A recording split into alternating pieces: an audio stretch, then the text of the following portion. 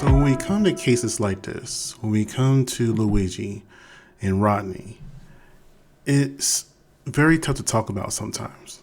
A lot of the times when we talk about these kind of things, we get very emotional.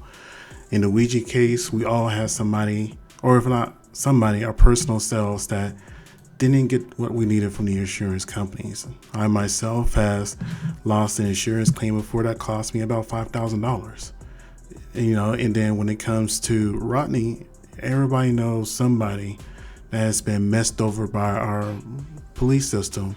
And now we worry that it's going to be harder for anybody to really get justice if the police does anything wrong because of the immunity that Trumps are trying to pass. So I'm going to start with Rodney first. And before I get into too many details about my opinion, just so you have an idea of where I'm coming from, I'm going to go ahead and play this audio from Malcolm X first.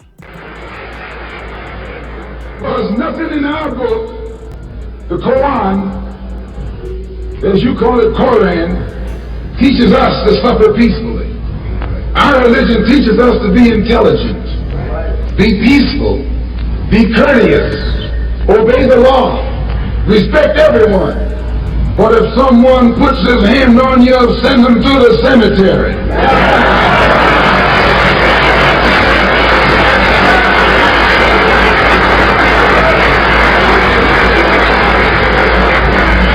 That's a good religion. In fact, that's our all-time religion.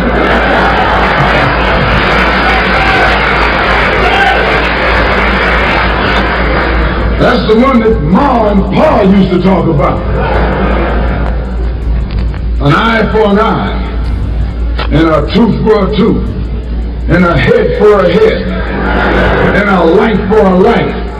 That's a good religion. And then anybody, no one resents that kind of religion being taught but a wolf who intends to make you his meal. This is the way it is with the white man in America. He's a wolf, and you're a sheep. Anytime a shepherd, a pastor, teach you and me not to run from the white man, and at the same time teachers don't fight the white man, he's a traitor to you and me. Don't lay down our life all by itself. No.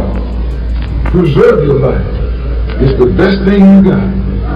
And if you got to give it up, let it be even Steven. Now that's where I'm coming from with this situation. I'm a father myself. I have a 17-year-old. So I can only imagine being a father, raising your kid, getting them to quote unquote adulthood at 18. And then as soon as they are an adult, their life is snuffed away. Now, they said, and everything is alleged so far, right? They said that he was in a stolen vehicle. At one report I saw initially saying that he was joyriding, the other report saying that he was asleep in the vehicle. And then him and his friends ran out. Now, with that being said, I personally do not know too many people who has not done anything dumb when they were a kid. When you're first 18, getting some freedom, you're going to explore that freedom, sometimes in the worst and best ways. Now, it hasn't been proven fact that the vehicle was stolen or not. Okay. What is proven fact, though, is the body cam footage, which is very blurry for the most part, but you still make out what's going on, and you do not see a pew pew on him. Not at all. And even if he did, it's an open carry state and he was running away. Now I can understand if the officer saw that and was running towards him, but no, he got taken out from the back, running away. And there will be no accountability for the officer that did that. And in fact, if this body cam footage wasn't shown, and if his father didn't do what he did in retaliation, This would be swept under the rug. Nobody would hear about this case.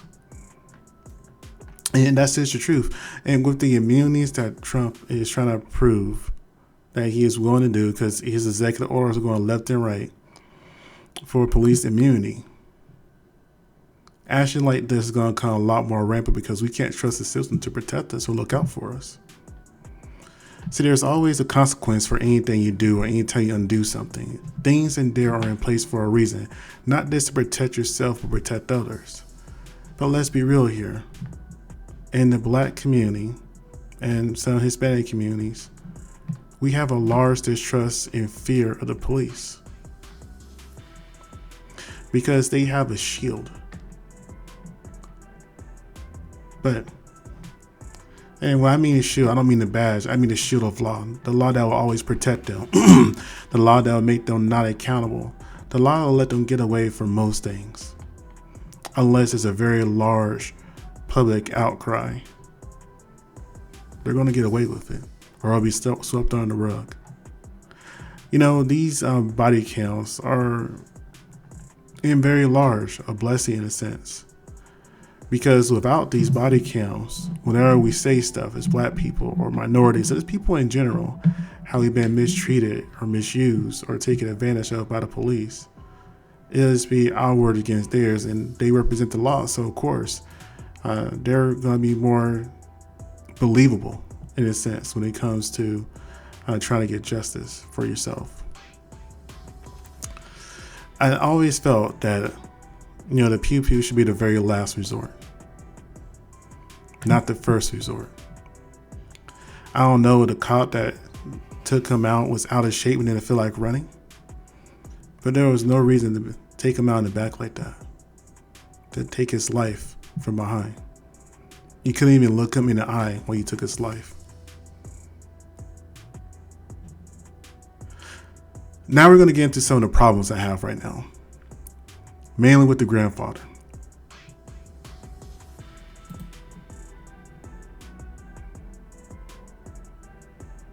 Grandfather. Wait a minute, hold on. I'm Rodney Hinton Sr. I want to give a condolence out to the officers that got killed. My whole family. I'm asking for forgiveness, and I've been praying hard for the officer that killed my grandson. I've been praying hard for him and his family because I know he's hurting off this. As I seen in the video about my grandson, I seen two scared people. I seen the officer scared, and I seen my grandson scared. So it's Did we see the same video? Because I didn't see two people scared. And here's the thing that really irritates me about my people a lot of the time. And that's why I played that clip from Malcolm in the beginning. Instead of us trying to get justice, we're doing what Dr. King said, trying to pray for forgiveness. And what has our prayers gotten us? There's more dead bodies in the street. an unfortunate incident that happened. So that's all I seen. It was like, I didn't see the police there trying to kill. No. What I seen was two persons made a mistake. My grandson made a mistake being there, and the officer, he was trying to get back to his family too. So that's what I seen. So I'm going to stopping it, but that it really irritated me that you said that he's trying to get back to his family. So he thought it was okay to take away a life of an 18-year-old who will never have an opportunity to have his own family. That makes perfectly good sense. You know, when you take a job as a police officer, most of the time it's pretty boring. You know, whenever I talk to officers, it's not that exciting. I know officers that have never pulled their gun in years. I mean years of being on the force. Some never. But for some reason, a black young man that is running away warrants him fearing for his life, him fearing that he won't get back to his family, and it's to take his life. That's what I don't like. I don't want to hear he's trying to cope. I don't want to hear that, you know, he prayed for discernment. This ain't it. He's giving that officer an out. That officer is not going to come forward and say I did a dirty or bad shooting. That officer probably won't even be investigated because of what Rodney did. Or if he is, he'll get a very light tap on the shoulder. Maybe suspicion would pay. Anyway, let's continue. So it's not about revenge or anything. I have nothing against nobody. You know, my Lord and Savior is Jesus Christ, and I represent Him. So, with that said, please, everybody, just try to forgive everybody who done anything to anybody. Mr. Hinton, for you, this is a fact-finding mission more than anything to make sure you understand. Yeah, it's a peace thing for me, for everything, for everybody to heal off this. I want everybody to heal off this. You know, it was just like a mistake. I really feel bad for the officer who was shooting because I can see the scariness in him too. People can't see it because I'm going spiritual with this now. So I was able to see that God had allowed me to see this part of the accident. You know, just like my son made an accident too. So he made an accident. Just, you know what I'm saying, just trying to just move on now. That's all I'm trying to do on. And I'm praying for the officer and their family. You know? How hard has this been for your entire family from Thursday into Friday with all of this plan? It's a lot. It's been hard on my side of the family. I know it's been hard on Tori, because me and Tori, you know, we and her is so tight. We were born on the same day. So God, it's crucial how me and her have end up to explain this now. We born on the same day, but different years. You know what I'm saying? So all this was building up to this point. But I was trying to I have to bring the peace to this. There's no violence in this, no revenge. You're aware there's social media chatter that people in the community might feel a different way? We haven't been on it at all. I'm being no social media. I don't do no Facebook, nothing. I just rely on the power of God. That's it. It seems like there's some tensions though based on some of those posts. Do you have like a calming message for those who are just here to share themselves? And I'll tell you why that made me really angry here in a minute. And, you know, I'll tell you right now. We don't always be connected with our children. I know that's his grandson, but what about the pain of his son? Now, I don't know Rodney Sr. at all. I don't know if he was a great father, good father or not. But the one thing that I would like to say, that if something happened to my kid, I understand 100%. Because what do police say whenever they take one of us out? We fit the description. So this man, his son, Rodney Jr. saw his son get unalived. And it didn't make any sense because he was running away. So what if he stole a car? That clearly wasn't the case. Now, I'll keep playing here in a minute. But so what if he stole a car? So what he was running? Where, if any of that, justifies a shooting? And on top of that, they planted a gun. Because nowhere in that video did you see a gun. But, you know, he's going to say mistakes were made. Mistakes were made. The wrong man became an officer. That's what happened. His grandson was set up. That's what happened. And his father, instead of getting on here praying and hooting and hollering and talking about justice, he just wanted to get something back. An eye for an eye. What's your name? My name is Marlon. I'm Ryan's cousin. My condolences to everybody involved in this. I just want to say, Ryan, I'm so sorry. God, please watch over the rest of my family.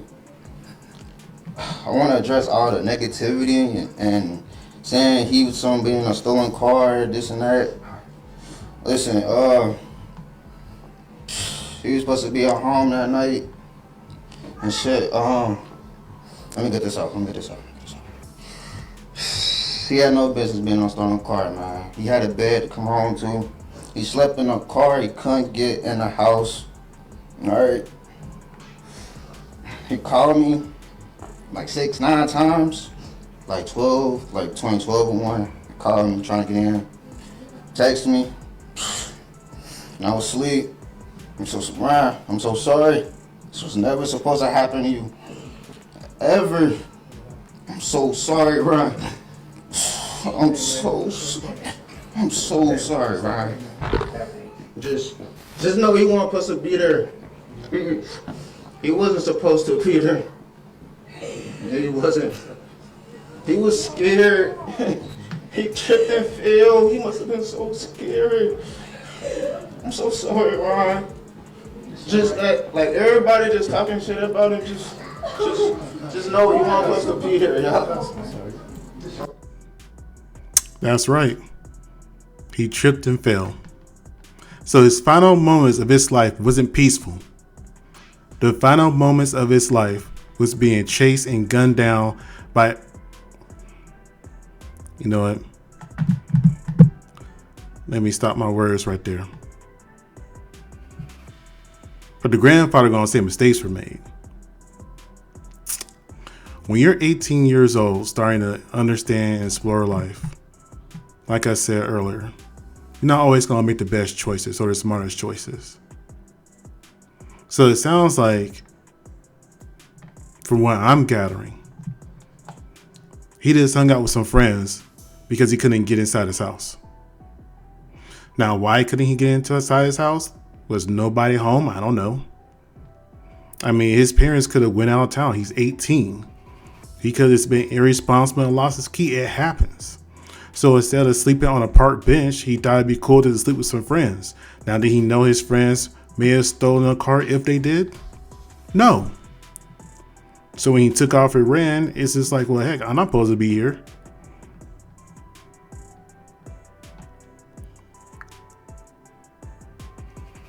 Him running is not a justification for a life being lost. Him running is not a mistake of that officer to give him an excuse to fire off his weapon. There was no mistake there. That was a very illogical, nonsensical, stupid thing that officer done. It was a dumb choice. Just to break it down like that, it was a stupid choice that officer made. I don't care if he's scared. If he's scared, he shouldn't be an officer. And I feel bad for his cousin. I don't know if he stays with his cousin. I don't know what that dynamic is like. But his cousin fully feels responsible. And he was trying to get home, called 6 to 9 times to get inside the house. I know his cousin gotta feel like shit. I know he has to.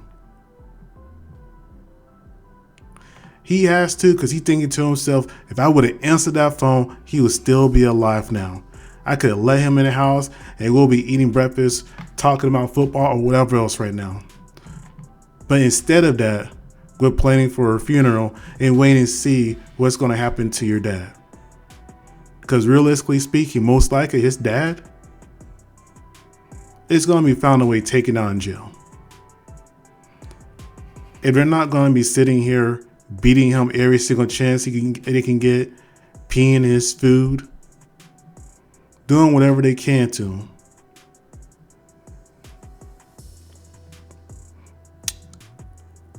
Rodney right now is going through hell. And what's worse, he won't even get to go to his own son's funeral.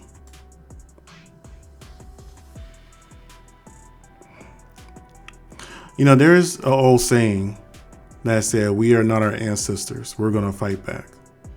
But the interesting thing about that statement, our ancestors did fight back.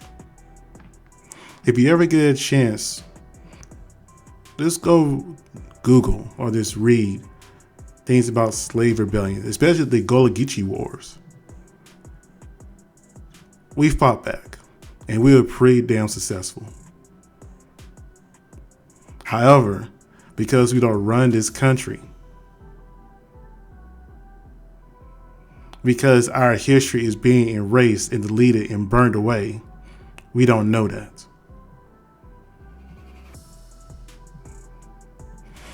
Anyways, let's look at a couple other people's reactions to this situation.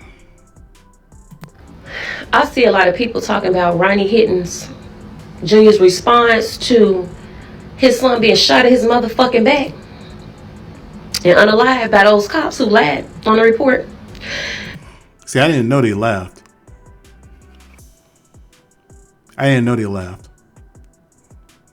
So that makes it even worse. If you don't think like that man, if you wouldn't do what that man did, you shouldn't even have a motherfucking child. Cause I'll be damned as a mother if I carry my son, the only baby I got, for 9 months and get him to adulthood, and in a couple of motherfucking seconds you think you gonna take him away from me like you gave him life, I will end your whole motherfucking existence. You know what I also think about this is, a lot of the times whenever these tragedies happen, they always make it seem like the fathers don't care. And this is touch on this a little bit. Men and women are very different. Women are more emotional and more vocal. And men, we feel emotion, of course, but we do more actions with our emotions.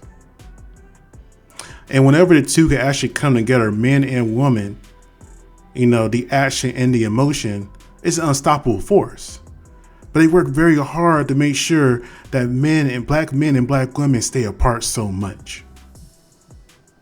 But when you see this situation like this, you see so many of us are coming together that it worries them. You see, Trump did something that he didn't expect. He's unintentionally unifying the black community. These continued police officers are starting to unify the black community. You know, I always said that Dr. King was probably one of the worst things that ever happened to the black community in the movement.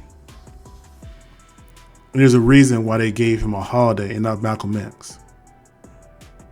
Because like I keep saying, they like it when we pray and forgive. And in fact, I've got what case I saw where a judge encouraged a grieving mother and father to pray for forgiveness.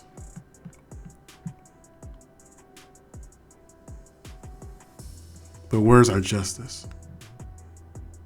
I'm going out like Queen Latifah on Set It Off in that motherfucker. Y'all can kill me right then and there. As long as I get a couple of y'all, as long as y'all kids go without their father, as long as y'all motherfucking wife don't have a husband, as long as I make somebody a widow, as long as I take somebody's son from them, and they gotta outlive their motherfucking kids, fuck it. We ain't even gotta go to court. Take me right then and there.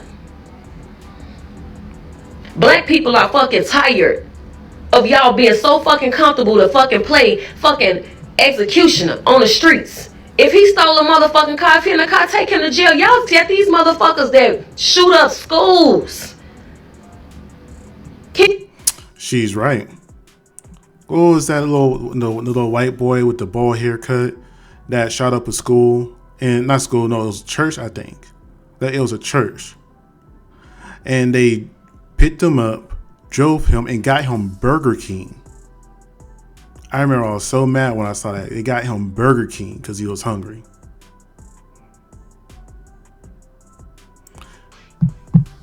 Yeah. Kill people in churches. Open up motherfucking windows all the way in the fucking airplane, all the way in the sky. Y'all managed to get them to the motherfucking courtroom. But when it's us, y'all think we fucking target practice. So I hope this sent the motherfucking message, and I hope a lot of motherfucking parents and men get in line. Stop being docile and complicit to this shit. We don't need Al Sharpton. We don't need no motherfucking prayer. Eye for an eye. Life for a life. Body for a body. Funeral for funeral. Keep the shit up.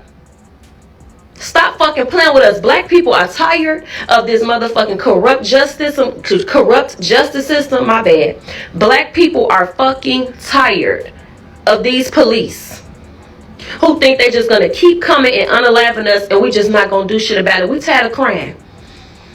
Now it's time to put some motherfucking action out there. Let's go. Send a motherfucking message. Cause y'all not tough. Half of y'all when y'all got them guns on. Y'all think cause y'all got a gun and a badge that you can't go out the same way? Cause you can. I'm telling you, I got one baby. And if a motherfucker think they gonna take them from me, I'm finna turn some motherfuckers into widows. I'm finna turn a motherfucking 2-parent household to a single mama household. Your mama about to outlive you for the rest of her days because she finna put somebody getting put in the dirt. Fuck it. We tired. And we told y'all. And you didn't want to listen. So now this is what it's come to. I hope this sends a message to everybody. Because we fed up. Rodney Hinton, y'all wasting y'all time. I'm telling you, this man literally ran over a police sheriff's deputy after he was accused of unaliving his son the day before in a routine traffic stop. Yes, everybody's in on it. Everybody wants to know what happened. But this man had to go into trial with 30 deputies trying to stare him down and intimidate him. And he held his head up high, looked them all in the eye. This man had no remorse. The day before, y'all unalived his son in a police shooting, okay? And then y'all want to try to intimidate this man after losing his son because he ran over one of yours? How do you think he feels? I'm just asking. He lost his son. He is a father. Yeah, you lost a brother in arms, but he don't care. He is ready to take on every one of y'all deputies. He did. He's ready to serve his time. He's ready to roll. Y'all ain't intimidating him. He's ready to make his peace with what he done. I'm just saying.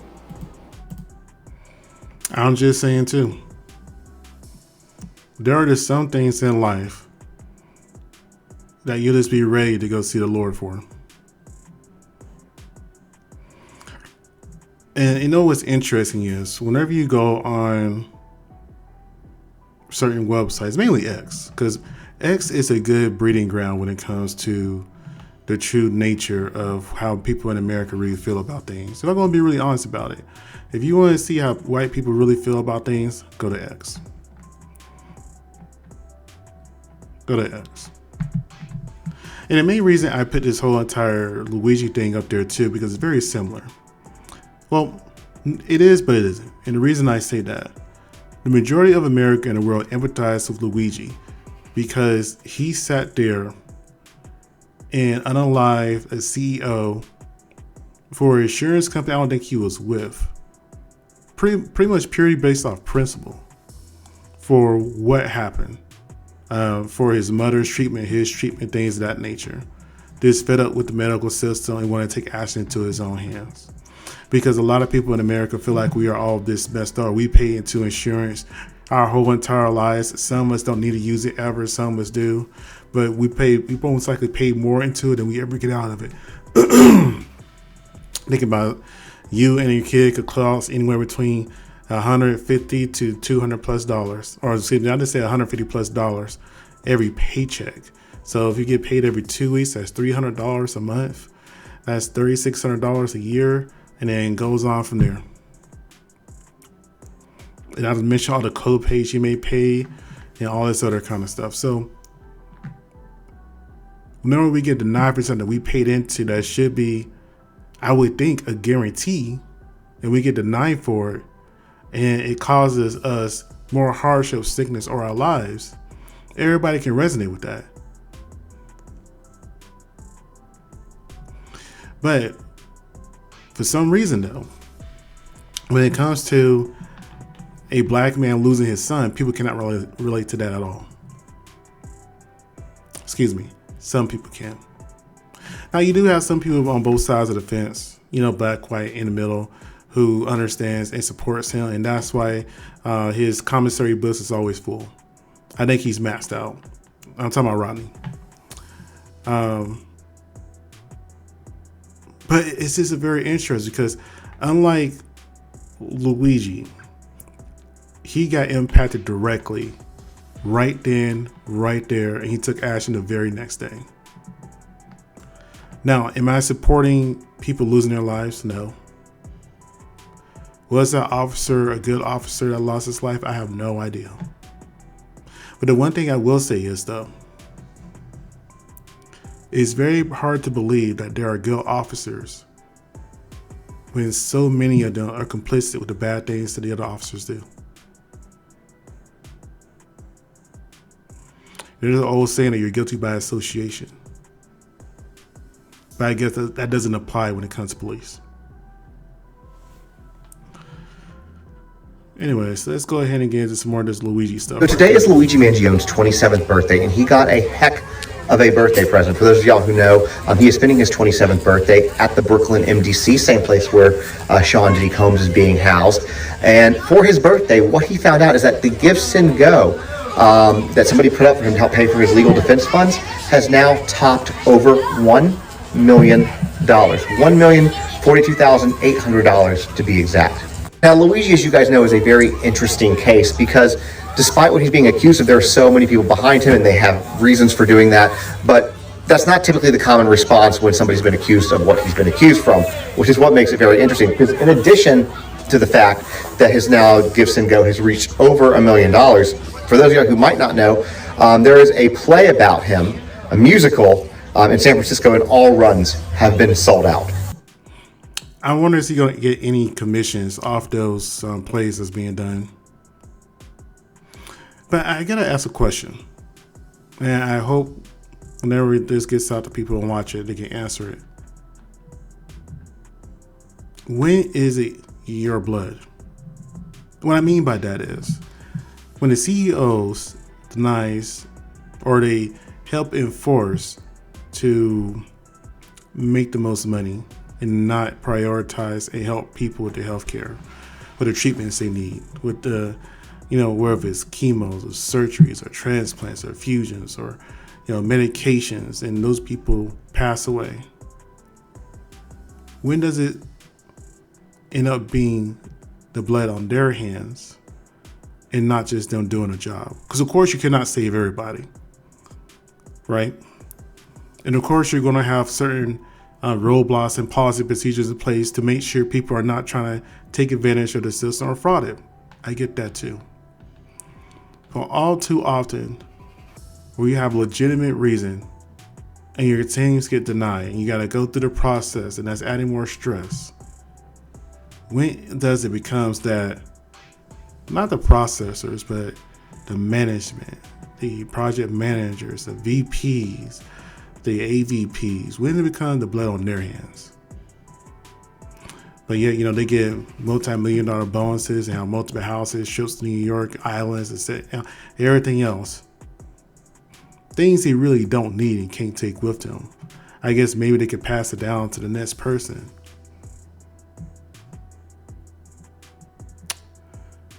But yeah, that really burns me up too.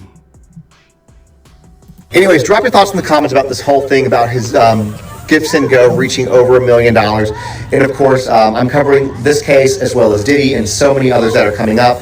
So make sure that follow button if you don't already, and drop your thoughts about this in the comments, which I think I already said. Luigi Mangione case updates. Prosecution's announcement about the unaliving weapon. Let's get into it. Yes, the prosecution in the Luigi Mangione case has now officially come out and said they do not have an actual weapon that was used to unalive the CEO. What does this mean to Luigi Mangione? Well, if you can't have a weapon or do not have a weapon that actually ties him to the unaliving, that's just a crippling blow to the overall case against Luigi Mangione. Why is this? I'm going to explain. But don't forget to hit the heart and favorite on this so that more people get to see it. Now, the fact of the matter is this. Without an actual weapon that was used, and they can't tie Luigi Mangione to that weapon, that becomes a case that is even harder to prove, and that's without looking at jury nullification or just the fact that everybody's actually looking at Luigi Mangione as being either a innocent patsy or a beacon of hope. It'd be crazy if he got off because of a technicality like that. In the whole healthcare industry. The reality of it is that not only do they not...